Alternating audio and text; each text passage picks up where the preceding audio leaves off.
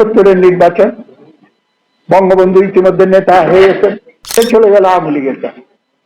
আওয়ামী লীগ, শেখ মুজিব, বঙ্গবন্ধু, তাকে ডাকা হলো, একটা পোস্টার ছাপাই দিলেন আওয়ামী লীগ থেকে, এখন আমার মনে আছে।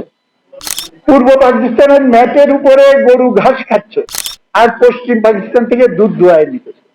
নিচে লেখা, পূর্ব বাংলার সম্পদ পশ্চিম পাকিস্তানে পাচার করা চলবে না।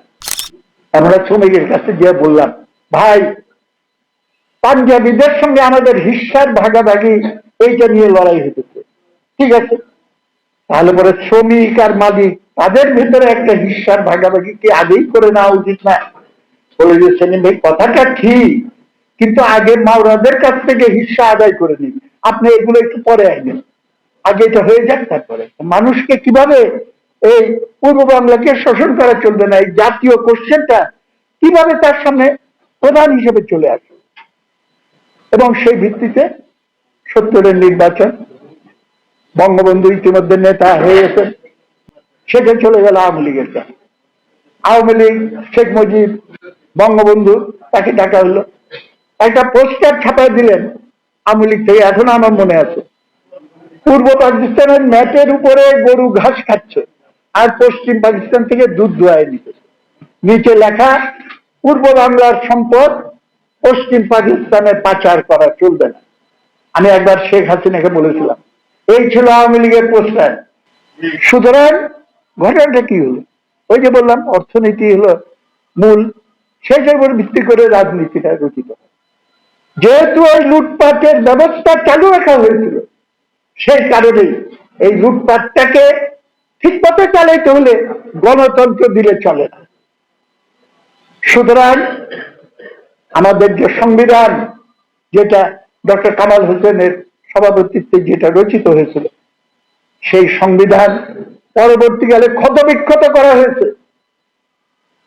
প্রথম সংশোধনের কথা আমি বলবো না, ওইটা একটা প্রয়োজন ছিল, জিওগ্রাফিক্যাল প্রয়োজন, আমাদের বর্ডার সীমানা, কিন্তু তারপর থেকে এমার্জেন্সির সুযোগ থেকে শুরু করে একের পর এক চতুর্থ সংশোধনী, ভুলে যান না এগুলো কথা, বাকশাল ওয়ান পার্টি সিস্টেমের যে সংশোধনী আনা হলো, আবার পঞ্চম সংশোধনী দিয়ে আলোচনা করলেন এবং ওই চতুর্থ সংশোধনী বাতিল করলেন, আবার কিছু কিছু জায়গায় রেখে দিলেন, প্রেসিডেন্সিয়াল ফর্ম ইত্যাদি ইত্যাদি রেখে দিলেন, যার যার সুবিধা মতো এটি করা হলো, ক্ষতবিক্ষত করা হলো। এবং তত্ত্বাবধায়ক সরকার বিল আসলো, পাশ হলো, আবার সেই তত্ত্বাবধায়ক সরকার চলে গেল।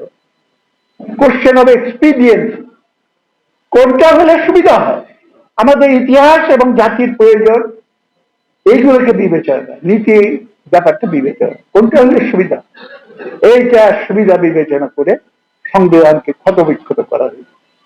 এবং যেই আর্বিট্রারিনেস, একনায়কত্ব, এক লোক যা বললে তাই হবে, রাজা বাদশাহদের সময় ছিল, এবং গ্রিক রোমান যে কৃতদাস মালিকরা যেভাবে কৃতদাসদের প্রতি আচরণ করত, এই একই জিনিস আবার ঘুরে ফিরে আসলো।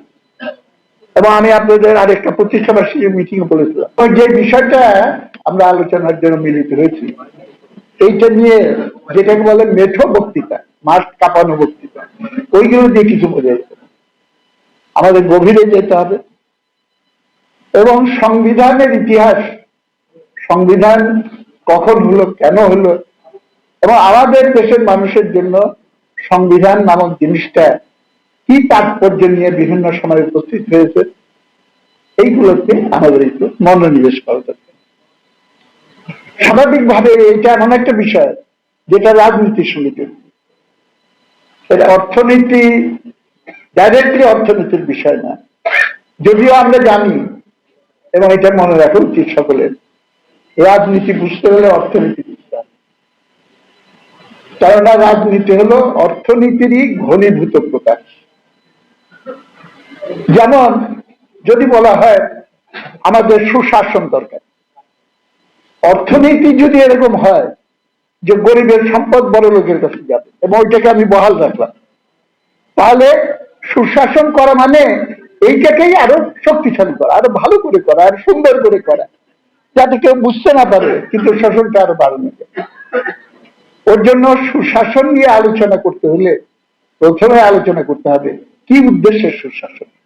গরিবের সম্পদ বড় লোকের কাছে যাবে না বড় লোকের সম্পদ গরিবের কাছে আসবে?